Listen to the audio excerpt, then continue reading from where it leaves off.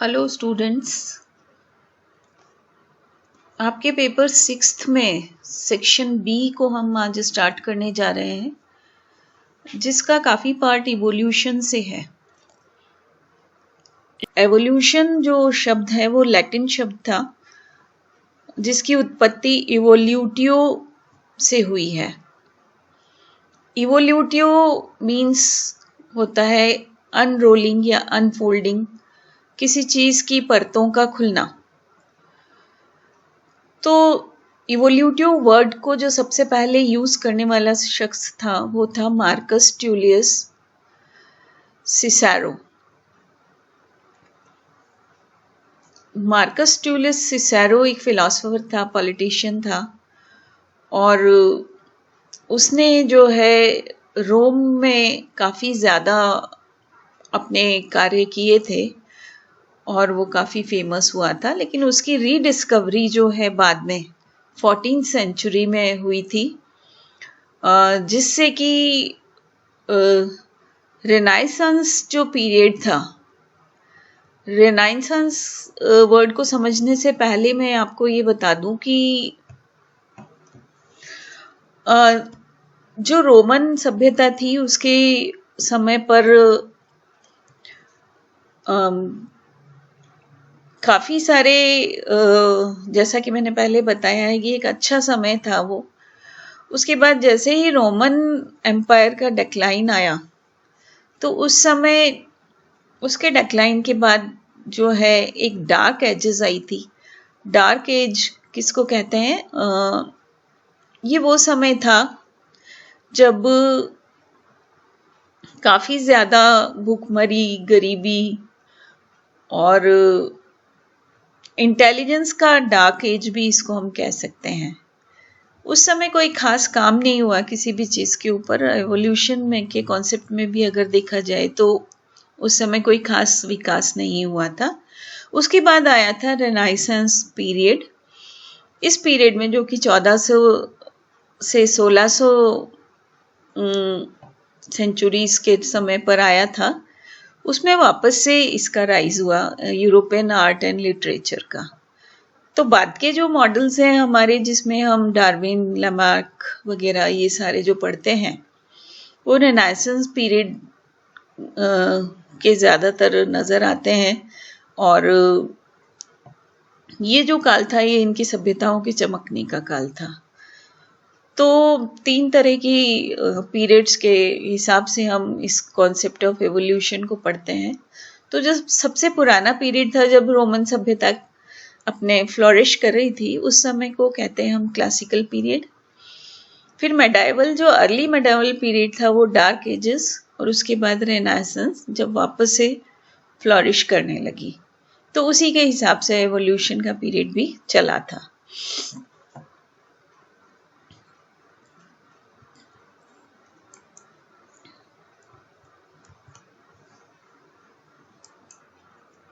अब अगर हम ये बात करें कि इवोल्यूशन में क्लासिक टाइम्स में सबसे पहले किसने प्रपोज किया था एवोल्यूशन के बारे में, तो उसमें पहला नाम आता है थेल्स का। थेल्स ने ये कहा था कि ओशियन जो है, समुद्र जो है, वो सबकी मदर होते हैं और उसी से सब चीज़ों का उद्भव हुआ है।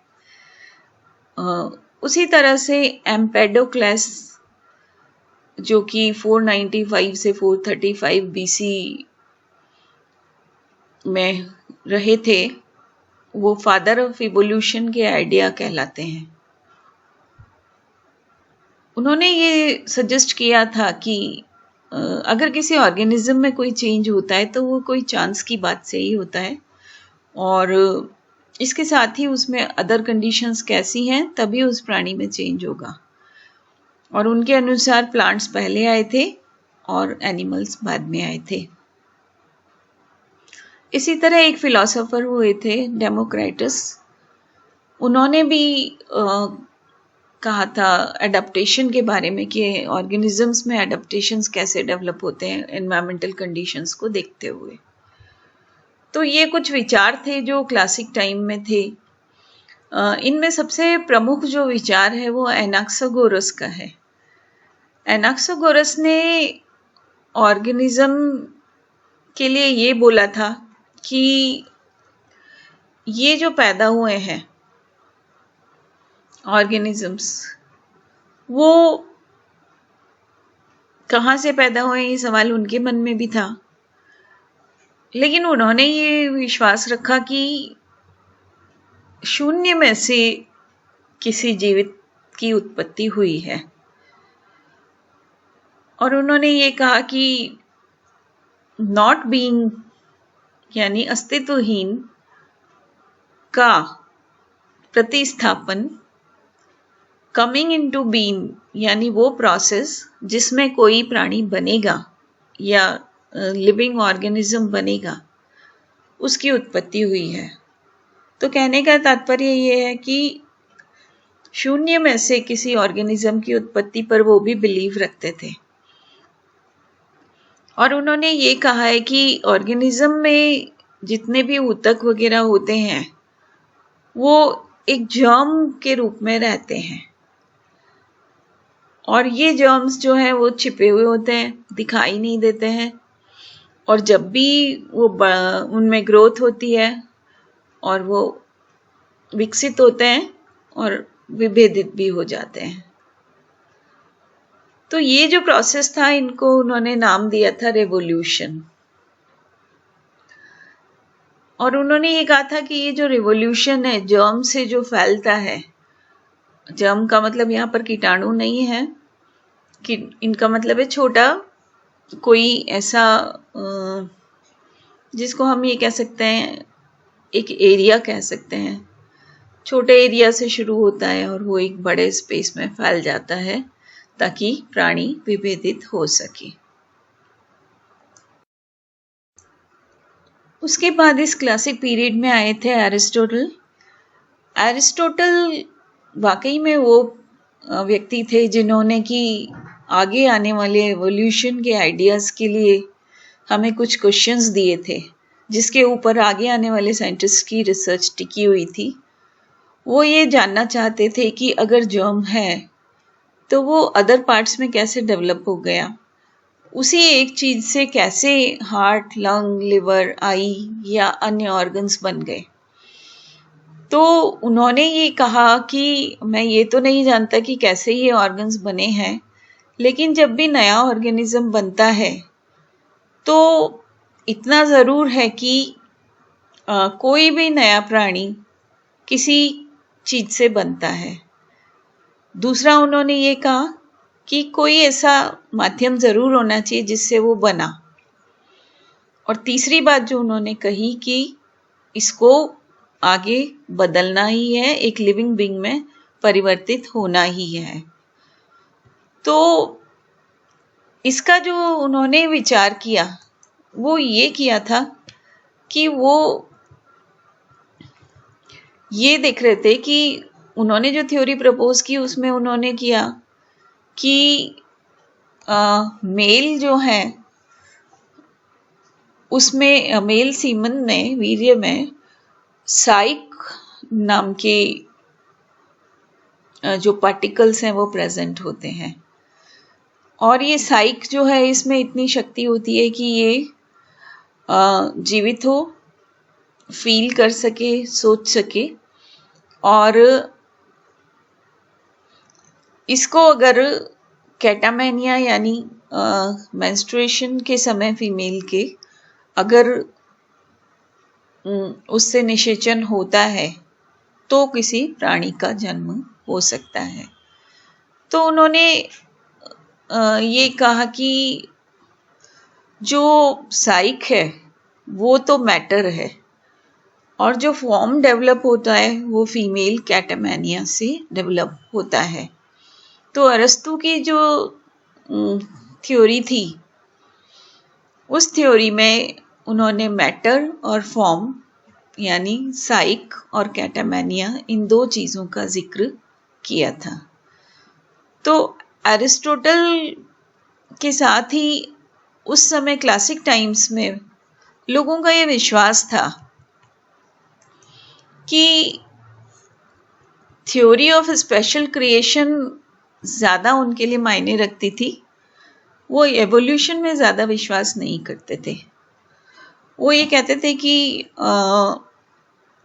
जो चर्च की मान्यताएं हैं उस समय चर्चेस काफ़ी पॉपुलर हुआ करते थे और उसके जो पादरी वगैरह हुआ करते थे वो वैज्ञानिक अवधारणाएं भी विकसित किया करते थे।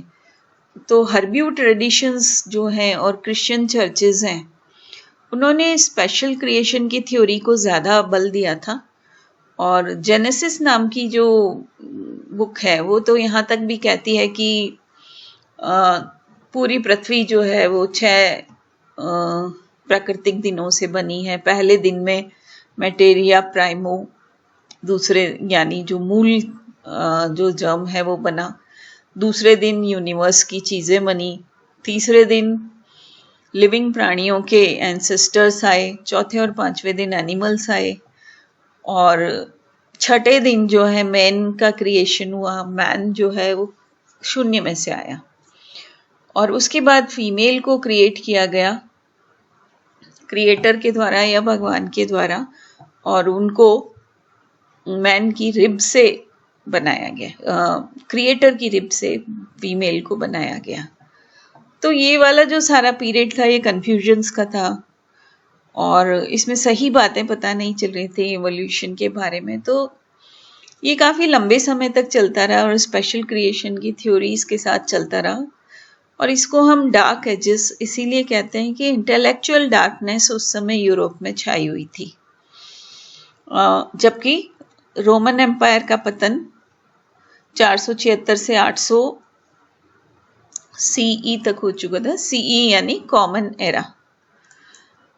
कॉमन एरा हम बीसी और एडी के साथ कई लोग ऐसे हैं जो बिफोर क्राइस्ट और एडी को यूज़ नहीं करना चाहते हैं क्योंकि वो उनको उसमें क्रिश्चियनिटी की झलक दिखाई पड़ती है। तो ऐसे लोग सीई यानी कॉमन एरा को यूज़ करते हैं, शब्दों को यूज़ करते हैं। हालांकि कॉमन एरा जो है वो बीसी से बहुत ज़्यादा पीछे नहीं चलती है, उसके पीछे पीछे ही चलती हैं।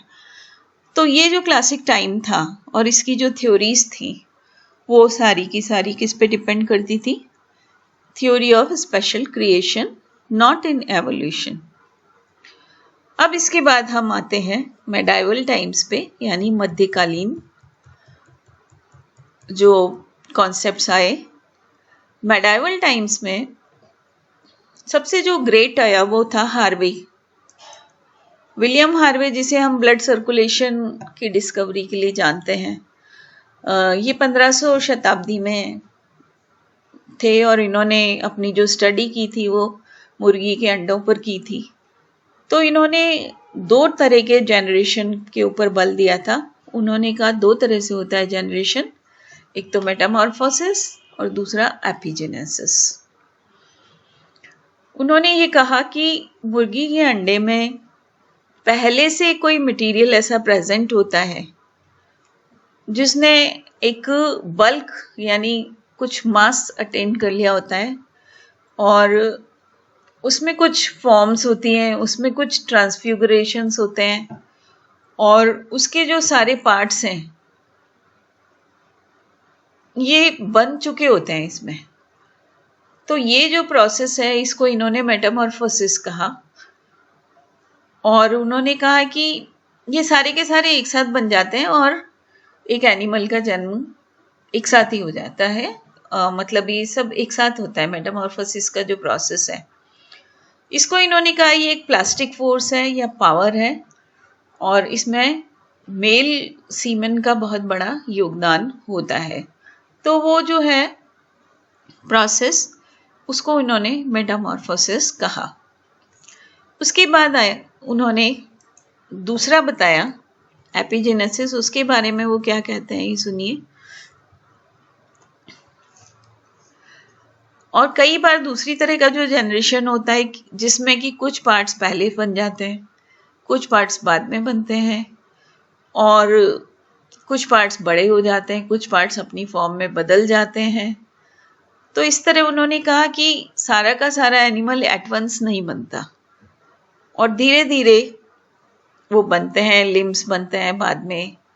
तो उन्होंने इस मेथड को जिसमें कि धीरे धीरे रिप्लेसमेंट होता था उसको इन्होंने एपिजेनेसिस बोला। जिसमें पार्ट आफ्टर पार्ट ही किसी चीज का निर्माण होता है। और इसमें इन्होंने ये कहा कि जैसे कि इंसेक्ट्स जो हैं वो मेटामॉर्फोसिस से हुए, और जो मोर परफेक्ट एनिमल्स हैं यानी थोड़े विकसित जो प्राणी हैं उनका जन्म एपिजेनेसिस की तरह से हुआ था। तो इस तरह से हार्वे ने ये कल्पना की थी कि विकास जो है, भ्रूण का जो विकास है वो जो है किसी चीज की रचना का एक धीमा प्रोसेस है, और इसकी संरचना, इसकी जो उत्पत्ति है वो एक होमोजेनस सब्सटेंस से हुई है, समांगी पदार्थ से हुई है। और इसमें प्लास्टिक पावर, जैसा कि प्लास्टिक फोर्स भी कह सकते हैं हम इसको, उसके द्वारा ही अन्य प्राणियों का जन्म हुआ है। अगला जो काफी इम्पोर्टेंट जो कॉन्सेप्ट निकल कर आया था 1600 में, वो था मार्सेलो मालपीगी। ये इटालियन फिजिशियन थे। इन्होंने भी मुर्गी के अंडे पर स्टडी किया और इन्होंने ये पाया कि जो चूजा है वो उसके जो तत्व हैं, उसका जो बीजाणु समझ लीजिए एक तरीके से, वो अंडे में पहले से मौजूद होते हैं। जिस तरह की हार्वे ने कहा था कि ब्लड जो है ऑर्गेनिज्म में हुआ था, और सबसे पहले जो है वो बॉडी पार्ट था ब्लड जो सबसे पहले बना था। लेकिन मालपीगी ने कहा कि नहीं, हार्वे इस पॉइंट पर रॉन्ग है। यद्यपि मालपीगी भी यही कह रहे थे कि ऑर्गेनिज्म जो है एक साथ ही पैदा हो गया, एक के बाद एक उसका पार्ट नहीं बना। दोनों बात सिमिलर कह रहे थे, लेकिन सिमिलर बात होते हुए भी दोनों मेटामॉर्फोसिस की बात कर रहे थे और एपिजेनेसिस की बात नहीं कर रहे थे, क्योंकि दोनों यही कहते थे कि ऑर्गेनिज्म का जो जन्म है वो मेटामॉर्फोसिस से हुआ है। हालांकि वो इस बात पे विश्वास नहीं करते थे मालपीगी, कि हार्वे जो कह रहे हैं कि ब्लड पहले आया, उसको ये गलत प्रूव कर रहे थे।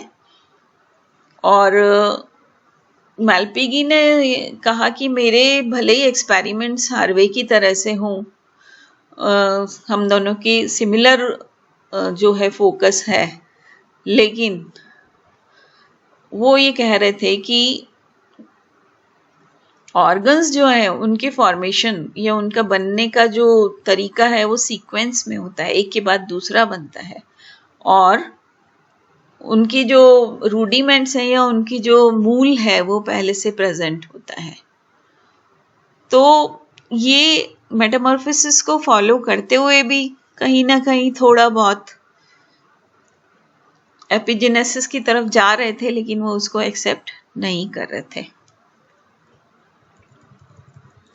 इसी तरह अगर हम देखें तो स्वामरडम जो डच एंटोमोलॉजिस्ट थे, उन्होंने अपनी स्टडीज जो इंसेक्ट के डेवलपमेंट पे की थी। उन्होंने दो मेन कंसर्न बताए थे कि जैसे कि उन्होंने, क्योंकि इंसेक्ट के डेवलपमेंट की बात की थी, तो प्यूपा और लार्वा और इंसेक्ट तीनों के देखने में बिल्कुल अलग होते हैं। तो ये कह रहे हैं कि नहीं, ये तीनों एक ही हैं। और ये भी कहते हैं, दूसरी बात ये कह रहे हैं कि एक स्टेज से दूसरी स्टेज में जो बदलने का कार्य था वो मेटामॉर्फोसिस नहीं था, जैसा कि हार्वे ने बोला था, ऐसा नहीं था। जबकि ये एक ट्रांसफॉर्मेशन था, ग्रेजुअल और नेचुरल ग्रोथ वाला। और ये जो है एपिजेनेसिस के समर्थक थे, क्योंकि इनका ये मानना था कि जो ग्रोथ हुई है वो धीमी गति से ग्रोथ हुई है, ये मेटामॉर्फोसिस नहीं है जिसमें एकदम ही कोई प्राणी का जन्म हो गया। स्वामरडम जो है मेटामॉर्फोसिस की थ्योरी को एकदम रिजेक्ट करते हैं और वो ये कहते हैं कि मेटामॉर्फोसिस जो है वो डेथ है। मेटामॉर्फोसिस डेथ का समर्थन करता है और स्पॉन्टेनियस जनरेशन जो है तभी पॉसिबल है जब स्पॉन्टेनियस डेथ होगी। तो इस बात का वो समर्थन नहीं करते थे। उन्होंने ये कहा कि एडल्ट स्ट्रक्चर्स जैसे विंग्स हैं, लेग्स हैं, एंटीना है, कैटरपिलर में भी थोड़े बहुत दिखते थे और उनके जो बीजाणु थे या ये कह लीजिए उनका जो मूल था वो निम्फ बनने के समय से ही प्रेजेंट था। और उन्होंने फिर ये भी दिखाया अपने प्रयोगों से कि जो एडल्ट फॉर्म है इंसेक्ट की वो धीरे धीरे बनी है, एकदम से इसमें चेंज नहीं हुई है। तो ये स्वामरडम जो थे वो एपिजेनेसिस की थ्योरी के अच्छे खासे समर्थक थे। उसके बाद एंटनी वॉन लीवेनहॉक आए जिन्होंने माइक्रोस्कोप का आविष्कार किया था 1677 में और उन्होंने सीमन में या वीर्य में स्पर्मेटोजुआ को देखा था। जब उन्होंने उसको देखा तो उनको ये लगा कि जो एम्ब्रियो है वो फॉर्मलेस फ्लूइड से पैदा नहीं हुआ है, यानी ऐसा नहीं है कि जो सीमन है उसमें कुछ भी नहीं होता है।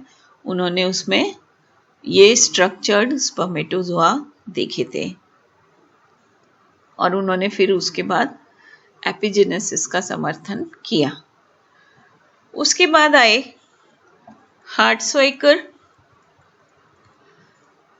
हार्ट्सवाइकर ने स्पर्मेटोजुआ को ये माना कि ये मिनिएचर है कंप्लीट ह्यूमन बॉडी का, जिसको उन्होंने नाम दिया होमनक्यूलस। हार्ट्सवाइकर ने वास्तव में कोई मिनिएचर देखा नहीं था, लेकिन इन्होंने कहा कि ये छुपा हुआ होता है और उस एनिमल्क्यूल के ऊपर स्किन चढ़ी हुई होती है, जबकि वास्तव में स्पर्मेटोजोआ में कोई भी होमनक्यूलस पैदा नहीं था। लेकिन फिर भी इन सब हास्यास्पद कल्पनाओं के साथ भी ये लोग जिस क्वेश्चन का आंसर देने की कोशिश कर रहे थे वो ये थी कि ऑर्गेनिज्म आखिर किस तरह से अपनी इस फॉर्म में, आज की फॉर्म में आया है। उसके बाद एक इम्पॉर्टेंट कॉन्सेप्ट निकल कर आया था, वो था गॉटफ्राइड लाइब्निज का। ये जर्मन मैथमेटिशियन थे और इन्होंने डिफरेंशियल और इंटीग्रस कैलकुलस को न्यूटन के साथ उस पर उन्होंने काम किया था। उन्होंने भी इसी का समर्थन किया कि एनिमल एकदम से जनरेट नहीं हुआ, ना ही ये एकदम से नष्ट हुआ। It was only folded and unfolded, यानी वो फोल्डेड फॉर्म्स में उसकी लेयर्स थी। तो वो ये कहते हैं कि जैसे हम जनरेशन कहते हैं, जनरेशन यानी उत्पत्ति कहते हैं, वो विकास का परिणाम है, उसकी वृद्धि का परिणाम है, और जिसे हम डेथ कहते हैं वो वापस से उन लेयर्स का ढक जाना है। तो और वो ये भी कहते हैं कि ये हमेशा रिपीट होने वाला प्रोसेस है जो जनरेशन है, और इस जनरेशन की वजह से एनिमल डिफरेंट फॉर्म्स लेता है, ट्रांसफॉर्म होता है। जैसे कि हम देखते हैं कि कैटरपिलर और बटरफ्लाई में, लेकिन ऐसा नहीं था कि ये बिल्कुल डिसअपियर हो गया और पूरा इसका बॉडी नष्ट हो गया और उसके बाद बटरफ्लाई बनी है कैटरपिलर से। नहीं, इसके पास अपना बेस तो था, मटेरियल जो बेस था कैटरपिलर का, अपना बॉडी फ्लूइड्स थे, उसकी बॉडी थी, वो पूरी तरह नष्ट नहीं हुई है, उसमें से ही उत्पत्ति हुई है अगले प्राणी की, यानी एडल्ट बटरफ्लाई की। तो इनका जो फोल्डेड और अनफोल्डेड थ्योरी थी ये काफ़ी इम्पॉर्टेंट मेडावल पीरियड के लिए रही थी, क्योंकि आगे की रिसर्च इसके बेसिस पर होने जा रही थी। उसके बाद आइए हॉलर को सुनते हैं। हॉलर क्या कहते हैं? अल्ब्रेक्ट हॉलर जो स्विस एनाटॉमिस्ट थे, इन्होंने एक बहुत ही इंटरेस्टिंग बात या केस रखा था सामने। वो एपिजेनेसिस के समर्थक थे, हालांकि बाद में उन्होंने इवोल्यूशन को भी सपोर्ट किया। शुरू के अगर उनके एक्सपेरिमेंट्स को अगर हम देखें, जो कि उन्होंने मुर्गी के अंडे पर किए हैं, तो वो एपिजेनेसिस के फेवर में थे और उन्होंने लगातार अपने जो एक्सपेरिमेंटल रिजल्ट्स थे उनको मैलपीगी से वो कंपेयर करते थे। वो ये कहते थे कि उनके रिजल्ट्स मैलपीगी से काफ़ी सिमिलर हैं, केवल जो विकास की या परिवर्तन की दर है वो बदली हुई है। मेरे केस में यानी हॉलर के केस में वो बहुत ही धीमी है।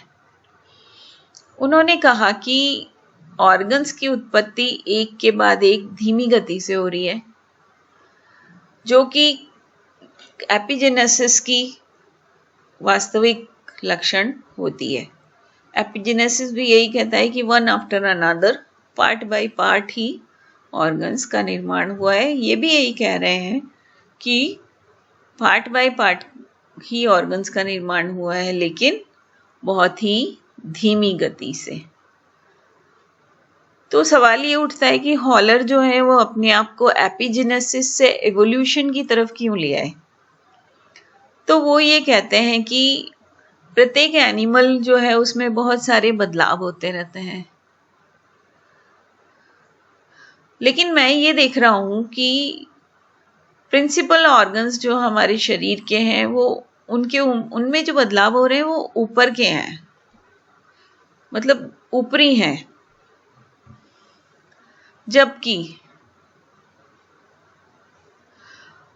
उनमें जो उनकी जो उत्पत्ति हुई है उसके प्राइमोर्डियल या प्रारंभिक जो संरचनाएं हैं वो पहले से ही इसके भीतर मौजूद थी।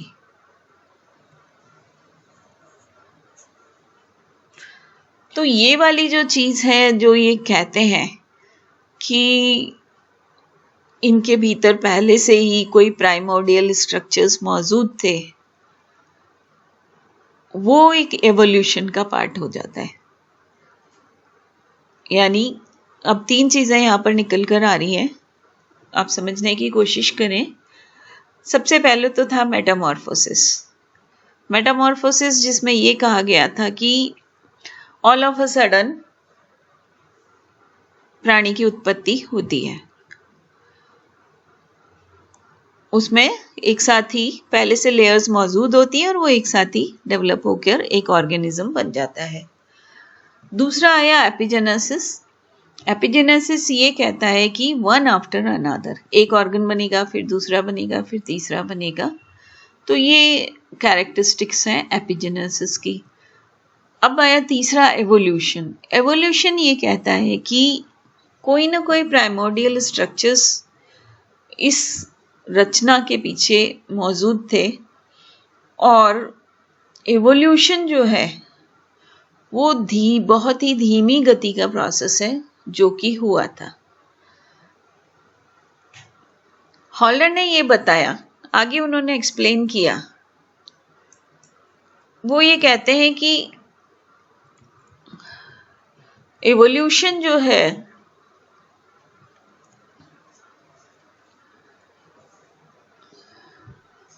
एम्ब्रियोलॉजिकल डेवलपमेंट है, वो इवोल्यूशन का पार्ट है और अनफोल्डिंग भी होती है इसमें एक के बाद एक।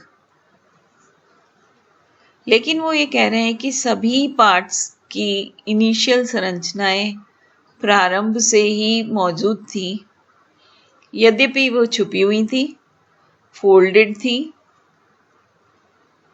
और अनफोल्डिंग के दौरान, अनरोलिंग के दौरान या ग्रोथ के समय वो हमें दिखने लगी और फुल फॉर्म में आ गई। तो ये जो थ्योरी थी इनकी, हॉलर की, ये एवोल्यूशन को काफ़ी सपोर्ट करती थी।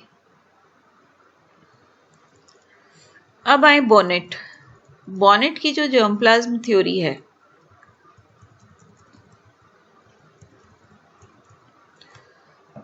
चार्ल्स बॉनेट 1700 शताब्दी के साइंटिस्ट रहे हैं। वो ये कहते हैं कि मिनिएचर फॉर्म में या जर्म्स या ऑर्गेनिक कॉर्पसल्स के फॉर्म में एक व्यवस्थित अस्तित्व पहले से ही मौजूद होता है।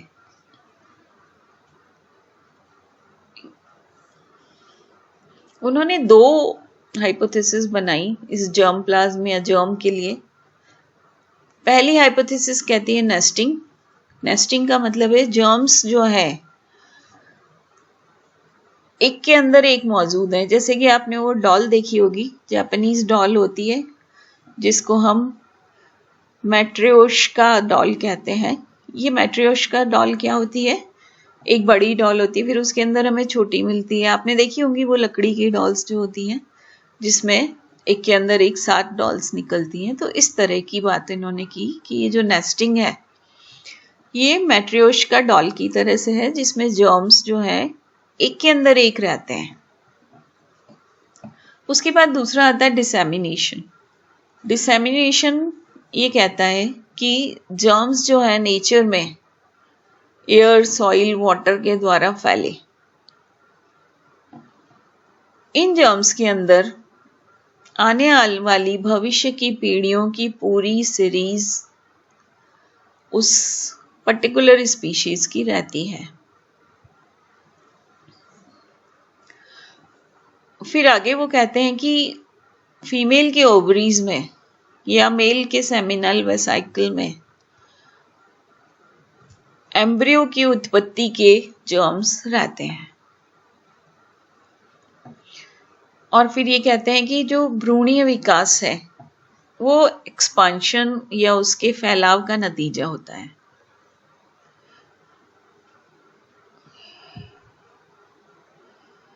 तो उनका कहना ये था कि जो ऑर्गेनाइज बॉडीज है हमारे, वो पहले से ही सेमिनल वेसाइकल में मेल पार्टिकल्स में रहते हैं और इनको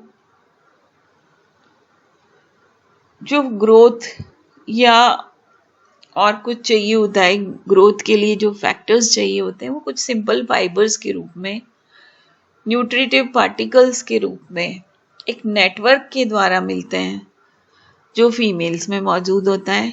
और इस तरह से इन मेल्स की जो वंशावली है या ये कह लीजिए हेरिडिटी है, उसका फैलाव होता है। इस कारण हम ये कह सकते हैं कि जो जनरेशन की क्रिया है या उत्पत्ति की प्रक्रिया है वो और कुछ नहीं हो सकती है, जर्म्स का अनफोल्डिंग होना ही हो सकती है। जब बॉनेट ने ये विश्वास कर लिया कि ऑर्गेनाइज बॉडी एक मिनिएचर फॉर्म में जर्म के अंदर रहता है, तो वो ये नहीं कह रहा था कि स्मॉल साइज के रूप में वो रहता है, जैसे कि पहले उन्होंने कहा था होमनक्यूलस के बारे में। उस तरह की बात नहीं कर रहे हैं वो ये कह रहे हैं कि एक मिनिएचर फॉर्म में वो स्मॉल साइज की बात नहीं कर रहे हैं, वो प्राइमोर्डियल स्ट्रक्चर्स की बात कर रहे हैं। वो ये कह रहे हैं कि ये जो जर्म है वो ड्राफ्ट या स्केच है ऑर्गेनाइज्ड बॉडी का, जो कि इसके जर्म के भीतर प्रेजेंट है। और इस स्केच में प्राणी के, चाहे वो प्लांट हो या एनिमल, सभी एसेंशियल पार्ट्स बने हुए होते हैं इस स्केच के अंदर। केवल मेन डिफरेंस इतना होता है जर्म में और डेवलप एनिमल में कि जो जर्म्स हैं वो तो एलिमेंट्री पार्टिकल्स की बनते हैं और जो उसके चारों तरफ जो नेटवर्क या मैश या फाइबर्स जो होते हैं वो बहुत ही टाइट फॉर्म में रहते हैं, जबकि जनरेटेड पार्ट में या एनिमल में, यानी जो प्राणी विकसित हो चुका है उसमें, ये एलिमेंट्री पार्टिकल्स जो हैं और उनके साथ न्यूट्रिशन जो है वो उनका फैलाव हो गया। तो ये एक्सपांशन की जो प्रक्रिया हुई है, फैलाव की जो प्रक्रिया हुई है, नेस्टिंग और नेस्टिंग के बाद उनका फैलाव, वो इन्होंने कुछ मैलब्रैंक के नाम के वैज्ञानिक थे, उनके द्वारा ये थोड़े प्रभावित दिखते हैं और कहते हैं कि एक ऐसी मशीन है, एक नेचुरल मशीन है जिसके अंदर ऑर्गेनिक बॉडीज या छोटे पार्ट्स रहते हैं अपने बहुत ही, जिसके अंदर हर एक ऑर्गन का स्केच मौजूद होता है, लेकिन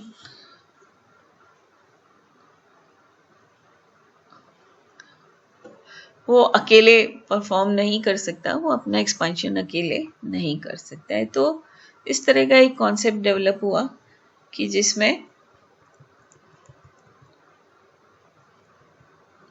इवोल्यूशन को प्राथमिकता से रखा गया और कैसे एक नया भ्रूण विकसित होता है इस बात पर जोर दिया। तो इस तरह से ये जो पैलियोजेनेसिस का कॉन्सेप्ट था वो नेस्टिंग को आगे बढ़ाता है और फ्यूचर जनरेशन्स जो है उस स्पीशीज की, उस एनिमल की, वो जर्म में मौजूद होती हैं और इन्हीं के द्वारा ऑर्गेनिज्म का विकास होता है।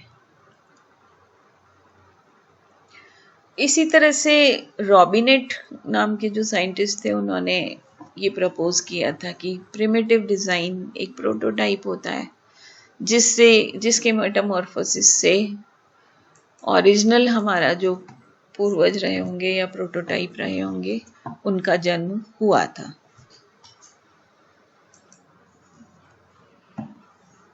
कांट की अगर बात करें तो उन्होंने नेचुरल प्री डिस्पोजिशंस की थ्योरी को जन्म दिया था और ये जो है प्री फॉर्मेशन थ्योरी थी और कांट के अनुसार जर्म्स जो है वो पहले से ऑर्गेनिजम्स में मौजूद होते हैं और नेचुरल प्री डिस्पोजिशन भी उनका होता है। जब भी इन जर्म्स की अनफोल्डिंग होती है, इनके फोल्ड्स खुलते हैं, तो जर्म्स के द्वारा तो डिफरेंट बॉडी पार्ट्स बनते हैं, लेकिन जो नेचुरल प्री डिस्पोजिशंस होते हैं उनके द्वारा उनका साइज और बहुत सारे इन जो ऑर्गन्स हैं उनमें आपस के रिलेशंस डिपेंड करते हैं।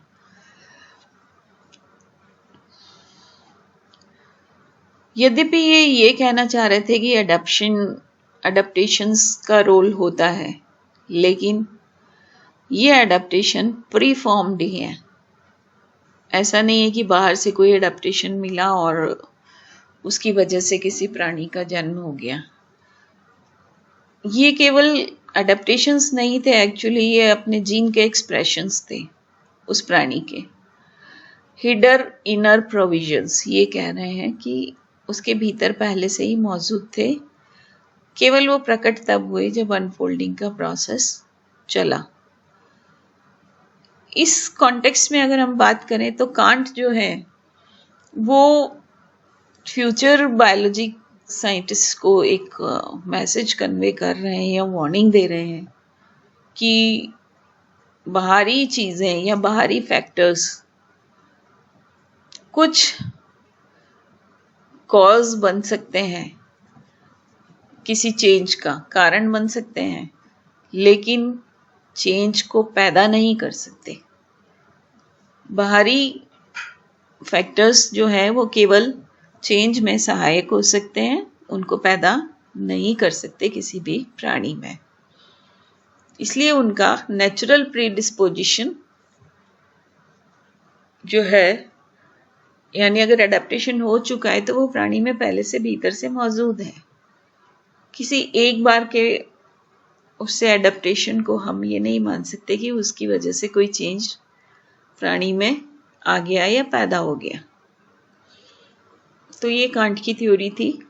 उसके बाद आइए ब्लूमेनबाख। ब्लूमेनबाख जो है वो वापस से उल्टा चलते हैं और ये एपिजेनेसिस को रिजेक्ट करते हैं और इवोल्यूशन को रिजेक्ट करते हैं और एपिजेनेसिस की तरफ वापस जाते हैं। वो ये कहते हैं कि ब्लूमेनबाख ने ये कहा कि रीजनरेशन जब होता है किसी प्राणी में, कोई अपना अंग खो देता है, तो वहां पर तो कोई ऐसा जर्म होता नहीं है, तो फिर वो लॉस्ट पार्ट वापस कैसे रीजनरेट हो जाता है। उसका कार्य तो ये था कि वो उसके कोई जर्म्स प्रेजेंट रहते और उनसे वो डेवलप होता। तो अगर किसी प्राणी में टेल डेवलप हो जाती है, छिपकली में या किसी में, या किसी की भुजाएं डेवलप हो जाती हैं, तो ये जो रीजनरेशन का प्रोसेस है, उसका फोर्स, उसकी फॉर्मेटिव ड्राइव वो कहाँ से आ गई? अगर प्री एग्जिस्टिंग ऑर्गेनाइज्ड जर्म्स होते हैं तो ये नहीं होना चाहिए था, लेकिन ये जो रीजनरेशन हुआ है वो अनऑर्गेनाइज्ड मैटर ऑफ जनरेशन हुआ है।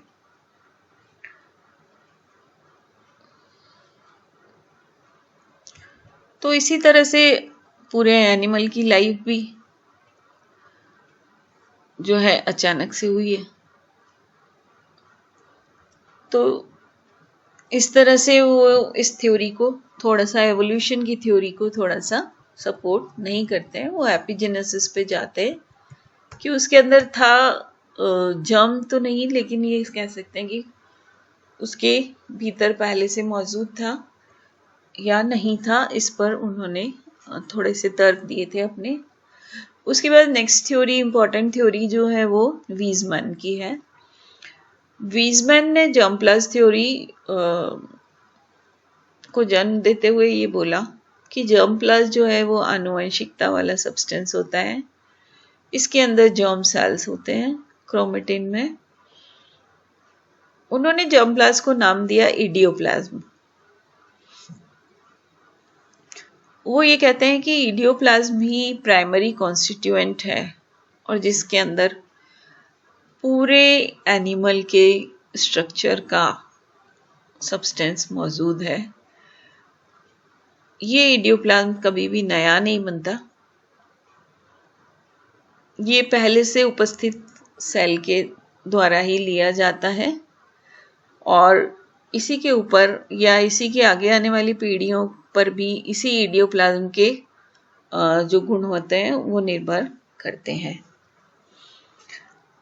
अगर हम ये सोचें तो इडियोप्लाज्म के गुण क्या थे, इसका कंपोजिशन क्या था, तो वो ये कहते हैं कि इडियोप्लाज्म जो है ईड्स का बना होता है, ईड्स का। ये ईड्स जो है प्राइमरी कॉन्स्टिट्यूएंट हैं, बहुत सारे कॉम्प्लेक्सेस हैं कंप्लीट इंडिविजुअल के, और ये एपिजेनेटिक मैकेनिज्म की तरह से हम इसको कह सकते हैं। इसके अलावा ये डिटर्मिनेंट्स के बने हुए हैं, जो ईड्स हैं।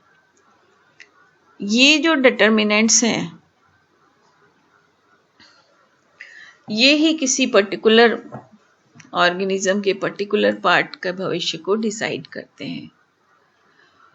फिर ये कहते हैं कि डिटर्मिनेंट्स जो हैं वो बायफोर्स के बने होते हैं। बायफोर्स जो है उसके अंदर सेल की क्वालिटी मौजूद होती है।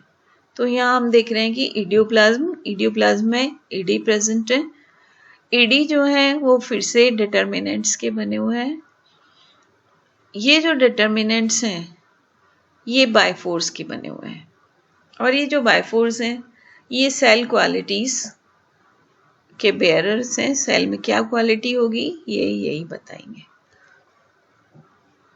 और ये जो बायफोर्स हैं फंडामेंटल वाइटल यूनिट्स हैं और सबसे छोटी यूनिट्स हैं जिनके अंदर सभी कुछ मौजूद होता है। हालांकि वीजमैन जो है वो बहुत ही ज़्यादा इन वाइटल यूनिट्स का एक्सप्लेनेशन नहीं देते हैं। वो ये कहने लगे कि बहुत सारे मॉलिक्यूल्स हैं और मॉलिक्यूल्स जो हैं वो बाइफोर्स में मौजूद होते हैं और ये बाइफोर्स फेनोम बनाते हैं मिलकर आपस में। तो उनका जो ये पूरा थ्योरी थी, ये एक कॉन्सेप्चुअल फ्रेमवर्क ही था उनके दिमाग में। वो इसको बहुत सारे प्रूफ्स के साथ नहीं कह पाते थे और उन्होंने ऑन्टोजेनी को फिर उसको डिफाइन करने की कोशिश की। वो ये कहने लगे कि ऑन्टोजेनी जो है वो एग सेल के न्यूक्लियर सब्सटेंसेस का ग्रेजुअल चेंज है। और फिर वो ये कहने लगे कि जर्म प्लाज्म जो है वो इडियोप्लाज्म बनने की पहली स्टेज होती है और इडियोप्लाज्म जो है वो धीरे धीरे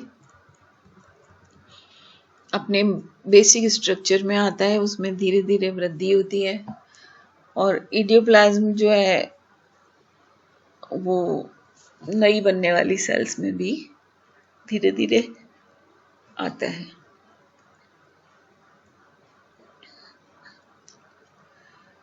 तो इस तरह से हम ये देखते हैं कि इवोल्यूशन के अंदर एटोमाइजेशन और कॉम्प्लेक्सिफिकेशन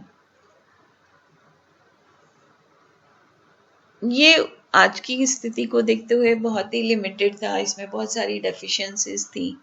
हालांकि उन्होंने जटिलताओं को समझने की कोशिश की, उसके आणविकता को समझने की कोशिश की कि अणुओं में बदलाव की वजह से कुछ ऐसा होता है, लेकिन वो फिर भी अपने इस सिंगल आईडी के स्ट्रक्चर को नहीं बता पा रहे थे और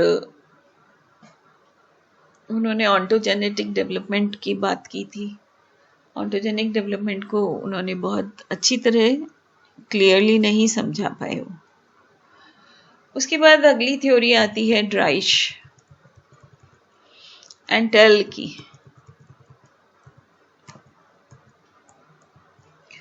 एंटेल की में उन्होंने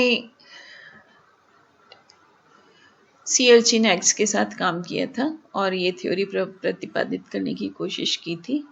उन्होंने 2 ब्लास्टोमियस को अलग किया और ब्लास्टोमियस से उन्होंने पूरे प्राणी प्राप्त करने में सफलता हासिल की। तो उन्होंने अपनी थ्योरी को नाम दिया था मोज़ेक थ्योरी ऑफ डेवलपमेंट। वो ये कहने लगे कि development was a process governed by the activity of organisational principle. उन्होंने उस प्रिंसिपल का नाम दिया एंटेल्की। ये एंटेल्की जो है ये इसके द्वारा ही डेवलपमेंट होता है। और इंटेंसिव मेन फोल्डनेस जो है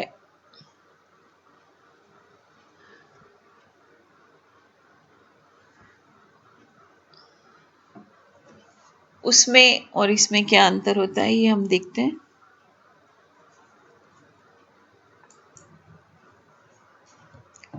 ड्राइश ने ये कहा कि कंप्लीट ऑर्गेनिज्म जो हमने बोथ ब्लास्टोमियस से प्राप्त किया है वो अपने एक एंटेल्की नाम के प्रोसेस के द्वारा डेवलप हुआ है। इसमें इंटेंसिव मेन फोल्डनेस यानी जो सारे फोल्ड्स बने हुए हैं वो ऑर्गेनिज्म के भीतर ही मौजूद हैं, या हम ये कह सकते हैं एम्ब्रियो के भीतर ही मौजूद हैं। जबकि ऑर्गेनिज्म जो है वो अपने आप में एक्सटेंसिव मैनीफोल्डनेस है और एंटेल्की जो है वो इंटेंसिव मैनीफोल्डनेस से बनी है। तो एक्सटेंसिव मैनीफोल्डनेस और इंटेंसिव मैनीफोल्डनेस 2 अलग अलग टर्म्स हैं। वो ये कहते हैं कि अगर हम बहुत सारे ऑर्गेनिजम्स को एक साथ खड़ा कर दें या लगा दें स्पेस या टाइम में तो ये एक्सटेंसिव मैनीफोल्डनेस है, क्योंकि अगर हम किसी को हटा देंगे तो बाकी पे कोई फर्क नहीं पड़ेगा। इंटेंसिव माइंडफुलनेस जो है वो ये होती है कि अगर इसमें से एक इंडिविजुअल या एक यूनिट का जन्म हो रहा है, उत्पत्ति हो रही है इसकी मूल में से, अगर हमने कोई भी पार्ट हटाया तो उसकी जो इंटीग्रिटी है, जो नई यूनिट का जन्म हो रहा है, उस पर फर्क पड़ेगा। तो एक्सटेंसिव माइंडफुलनेस जो है उसके द्वारा इसके पार्ट्स तो हट सकते हैं, जबकि इंटेंसिव माइंडफुलनेस में इसकी इंटीग्रिटी को मेंटेन करना मुश्किल हो जाता है अगर इसके किसी पार्ट को हटा दिया जाए।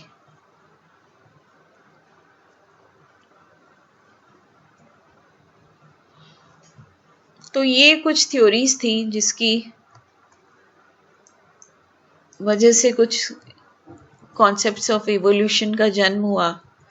तो हम अगर एज अ कंक्लूजन अगर इनको देखते हैं तो हम ये पाते हैं कि पोस्ट फॉर्मेशन और प्री फॉर्मेशन दो टर्म्स हमारी इसमें निकल कर आती हैं। पोस्ट फॉर्मेशन जिसे हम एपिजेनेसिस कहते हैं और प्री फॉर्मेशन इवोल्यूशन कहलाता है। तो दोनों ही एक दूसरे से बिल्कुल अपोजिट टर्म्स हमारे सामने निकल कर आती हैं। चाहे कुछ भी हो, पोस्ट फॉर्मेशन जो है, जो इवोल्यूशन का जो प्रोसेस है, जिसमें हम ये कहते हैं कि किसी प्राणी में या किसी स्पीशीज का जन्म दूसरी स्पीशीज से हुआ है, तो उसमें थोड़ी बहुत प्री फॉर्मेशन तो होती है। तो ये जो वाइटल फोर्स है जिसके अंदर किसी भी ऑर्गेनिज्म की इवोल्यूशन होता है, ये इसके सॉल्यूशन को प्राप्त करना, इवोल्यूशन के सॉल्यूशंस को प्राप्त करना उस समय की ज़रूरत थी। ये कोई समय देखकर की गई प्रोसेस नहीं था। और इवोल्यूशन में फिर बाद में हमें थोड़ा सा लेटर पीरियड में ट्रांसम्यूटेशन और इवोल्यूशन की प्रक्रियाएं भी समझ में आने लगी। ट्रांसम्यूटेशन और एवोल्यूशन भी दो तरह की चीज़ें निकल कर सामने आई थी। ये कुछ टर्मिनोलॉजी हैं जो आपको पूछी जा सकती है एग्जाम में, तो इन पर ध्यान दीजिएगा। ट्रांसम्यूटेशन जो है वो बाहरी प्रक्रियाओं का परिणाम होता है और इसके लिए जो भी इंफॉर्मेशन चाहिए होती है हमें बाहर से मिलती है। और इवोल्यूशन में जो है हमें भीतर से उसमें परिवर्तन होना चाहिए। बाहरी परिवर्तनों से फर्क नहीं पड़ेगा। और एक्सटर्नल इवेंट्स जो है वो केवल इसमें परिवर्तनों को स्टार्ट तो कर सकते हैं, लेकिन इन परिवर्तनों की वजह से ऑर्गेनिज्म में या आगे आने वाली पीढ़ियों में कोई फर्क पड़ेगा ये कहा नहीं जा सकता। तो ट्रांसम्यूटेशन और एवोल्यूशन में थोड़ा सा फर्क होता है। इसके बाद जो दो टर्मिनोलॉजी निकल कर आती है वो है एक्सप्लिकेटेड और इम्प्लीकेटेड ऑर्डर। एक्सप्लिकेटेड ऑर्डर जो है वो ये कहता है कि बहुत सारी प्रक्रियाएं बाहरी होती हैं और ये जो एक चीज से दूसरी चीज की तरफ जाना है वो ट्रांसम्यूटेशन का ही पार्ट होता है। इम्प्लीकेटेड ऑर्डर में भीतरी परिवर्तनों पर बल दिया गया है। जो मूवमेंट हमारे अंदर एक चीज से दूसरी चीज में या एक प्रजाति से दूसरी प्रजाति में जाएगा उसे अनफोल्डिंग की प्रक्रिया के द्वारा समझा जाएगा। यद्यपि मेटामॉर्फोसिस को ये कहा गया था ये इम्प्लीकेटेड है, भीतरी परिवर्तनों पर निर्भर करता था।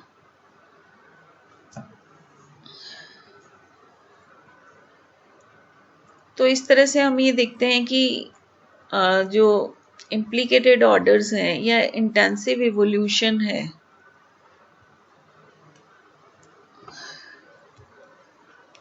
उसमें बाद में हेनरी बर्गेंसन ने भी कोई अपना छोटी सी थ्योरी दी थी, और स्पेंसर की जो थ्योरी थी स्पॉन्टेनियस जनरेशन, उससे वो थोड़ा बहुत प्रभावित भी थे, लेकिन उससे प्रभावित होते हुए भी वो ये कहते हैं कि जो ऑर्गेनिज्म है वो तो इवॉल्व्ड है, और जो प्रोसेस है वो एवोल्यूशन का प्रोसेस चल रहा है। तो जो इवॉल्व प्राणी है वो किससे बना है? एवोल्यूशन की प्रक्रिया से बना है। तो वो ये कहते हैं कि इवोल्यूशन में और इवॉल्व्ड में फर्क आपको समझ में आना चाहिए। इवॉल्व्ड का मतलब है कि हम ये एक्सपेक्ट नहीं करते कि आगे उसमें कोई चेंज आएगा, और एवॉल्विंग जो है ये एक चेंजेबल प्रक्रिया हमें लगती है। तो ये कुछ फिलोसॉफिकल टाइप की सी चीज़ें हैं जो आपको समझना बहुत ही समझ सकते हैं आप इसको, और मैं चाहती हूँ कि आप इसको थोड़ा सा समझने की कोशिश करें। हो सकता है ये थोड़ा फिलोसॉफिकल सा आपको लग रहा हो, ये सारा इन शब्दों को समझना, लेकिन इनको जो ये आप समझने की जब कोशिश करेंगे तो ये आपको कन्फ्यूजन क्रिएट नहीं करेंगे। नीचे अगर आप और भी डिटेल में पढ़ना चाहेंगे शायद, मगर मुझे लगता नहीं है कि ये आपको कुछ ज़्यादा फ़ायदा करेगा, क्योंकि मैंने पहले ही इसको एब्स्ट्रैक्ट आउट कर लिया है। जो रेफरेंस है वो नीचे इससे लिया है मैंने एक पब्लिकेशन से। तो ये इन सभी में एक जो खास बात निकल कर ये है, ये फोल्डिंग और अनफोल्डिंग की थ्योरीज पर क्लासिकल पीरियड में और मेडावल पीरियड में काफ़ी बल दिया गया था। अब अपने नेक्स्ट चैप्टर में जो हम बात करेंगे वो बात करेंगे लमार्क, डार्विन इत्यादि की थ्योरीज की, जो कि एवोल्यूशन के कॉन्सेप्ट्स को बिल्कुल चेंज करने की कोशिश करती हैं, और कहीं ना कहीं ये जो क्लासिक और मेडावल थ्योरीज हैं इनसे भी काफ़ी प्रभावित नज़र आएंगी आपको, आप जब देखेंगे। इस पार्ट को पढ़ना इसलिए ज़रूरी है ताकि आपको ये समझ में आए कि आगे आने वाले थिंकर्स ने या साइंटिस्ट ने जो अपने बेसिक कॉन्सेप्ट्स लिए थे वो इन्हीं में से किसी को चुने हुए थे। उनके जो बेसिक सिद्धांत हैं वो इन्हीं में से चूज़ किए हुए थे, और इसको पढ़ने के बाद अगर आप जब उनको पढ़ोगे तो आपको एकदम समझ में आ जाएगा कि ये वाला जो कॉन्सेप्ट है उसका बेस किससे प्रभावित है और कौन से थ्योरी को ये सपोर्ट करता है। तो हमें ये जानना बहुत ज़रूरी है कि थ्योरी ऑफ मेटामॉर्फोसिस, जो कि काफ़ी रिजेक्ट कर दी गई थी बाद में, थ्योरी ऑफ एपिजेनेसिस और थ्योरी ऑफ एवोल्यूशन, जो है कॉन्सेप्ट्स ऑफ एवोल्यूशन आगे चलकर किस तरह का रुख बदलते हैं, वो आप अपने आगे के चैप्टर में देखिएगा, जिसमें हम लैमार्क और डार्विन की बात करेंगे। Thank you.